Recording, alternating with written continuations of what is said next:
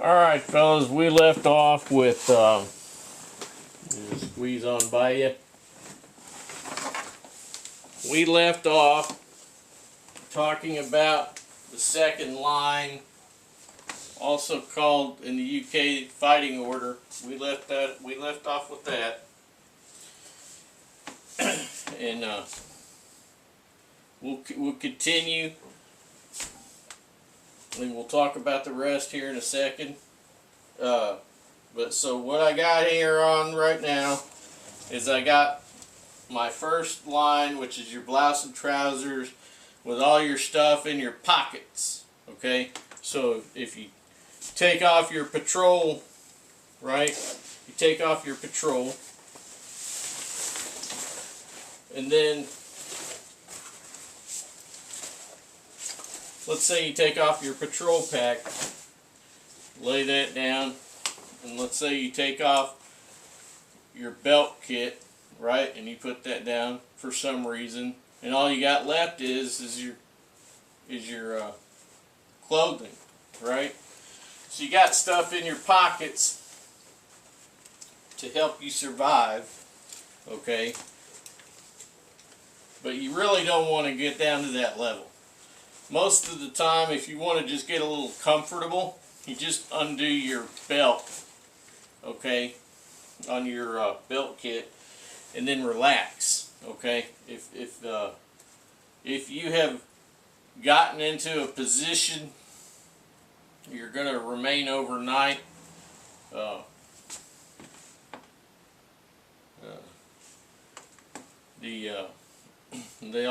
It's called a remain overnight in the U.S. military. It's called a remain overnight, and it's also called a safe harbor. Okay, you have set up your claymore mines if you have them. Right, this isn't a regular war type situation. As an irregular Minuteman, you may or may not have any of that sort of thing. All right, I mean the thing is that you're forced into this situation. You've been forced into this situation, so now you are adapting. You are adapting to overcome an oppressive force, right? So that's where you're at. You may acquire things along the way. Now, so we went through blouse and trousers, and we went through the belt kit, webbing, and patrol pack, right? So we got our patrol pack. I've added stuff to this medium Alice, right? So I got a couple of pouches up here on top. These were multi-scam, and I dyed them with apple green Rit dye. And then I've got these Bren gun type pouches here on the sides, and I had dyed these with apple as well. But that apple doesn't always work out too good. You got to be careful. You get too much dye and it comes out too dark like that, right? Which these were canteen covers, or canteen pouches. So when you were on the approach, though, okay, this obviously has something in it right now, right? So, but when you were on the approach, you don't have any of this on. Unless it's all-out war, then things you got to change as the situation dictates, okay? Because it could be turned into just all-out war. And then you're in your gear all the time. All your kit, you're wearing your kit all the time, right? Now, I like to be able to wear my belt kit while I'm wearing my ruck.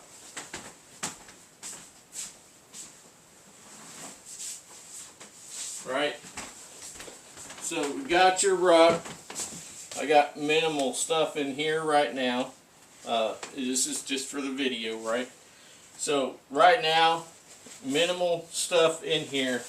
However, the thing is that the patrol pack would be empty. And the patrol pack would be underneath the lid of the ruck. All my crap would be in the ruck, because what is the ruck? The ruck is your home. That's everything. All your extra stuff to live while you're in the field for the duration. So you're gonna go in, you're gonna, you're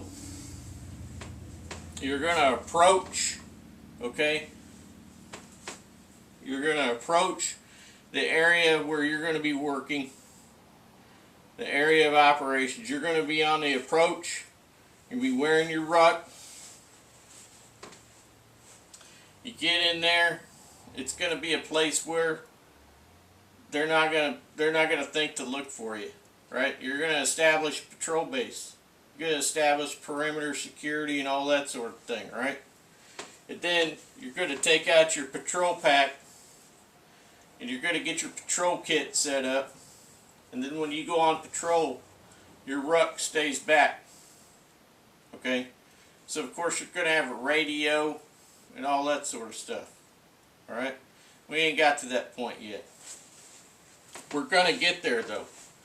These videos are gonna take a while, because I have to do them in my spare time, which I don't have any spare time. And it's just kind of difficult. I don't have a lot, a whole lot of. I don't really have a place to do this, but I'm just doing it here in this little area upstairs. All right. So, but we're gonna talk about these things, and I'm gonna explain them to you as best I can. So, when we are on, as you would say in the UK, the tactical approach to battle, or you're tabbing in, right? Okay. You're gonna have on your ruck, and over there in the Brits, that they're gonna have their Bergen on, and they're gonna have their belt kit on, right? But the thing is that just depends on your situation whether you want to run it this way or not. Now you see that I put that compass pouch on there, right?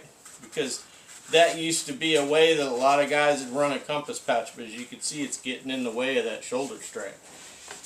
So the thing is the ruck, or the Bergen, will sit on top of your belt kit in the back. See? So then your belt kit makes up part of your load carrying, your overall load carrying system, right? Now, if you're in all-out war and you ain't worried about nobody seeing you on the approach as far as just how you look, right? Because you're going to look different than the regulars. You're going to look different than the regulars. You want to look different than the regulars because you don't want any MinuteMen, mistaking you for them, right? So, you want to look like an irregular. It's kind of complicated, really. You have to play a lot of this stuff by ear as you go, right? You could be in a place where everybody is for you. You got safe houses everywhere and so on. Or you could be in a place like I am where everybody's a commie that lives around you. I'll tell you what, I sure wish I could get away from this place, but I can't. So, anyway, so you got your ruck on, or your Bergen, right? So I got my my belt kit on. I got my house. My patrol pack would be tucked away in the Bergen or on top of the Bergen. With what the Bergen is, or the rucksack is going to haul everything that you need. Okay, you may be out a month, right? So you got to think about that. And then you also have to think about, running out of time again. You also have to think about community stuff, right? For your team, right? So you could have on your patrol pack, you know, you guys want to try to standardize your patrol packs, right? You want to say, I have extra magazines here, okay? If you run out, you can access this, right, while I'm wearing it, right? So you want to standardize things like that. And we talk about mounted or unmounted, right? And we're talking about if you are in a vehicle or you are on foot, unmounted, right? So a long time ago, in a galaxy far, far away, the obviously you can quick disconnect this too. Where was I going with that? Long time ago, in the American forces, the butt pack and the Alice gear was very, very popular. It was the standard, okay? And they went away from that. They got to all these wraps, okay? Like your vests and so on. They got to the vests and the plate carrying and all that. And all that went through evolutions, right? And then all that went through evolutions. They quit using a butt pack because they started getting into Humvees and all that sort of thing, and the guys riding in the armored vehicles, you know, the Bradleys and all those others, right? And anyway, they got away from the butt pack. They started pushing everything more towards the front, right?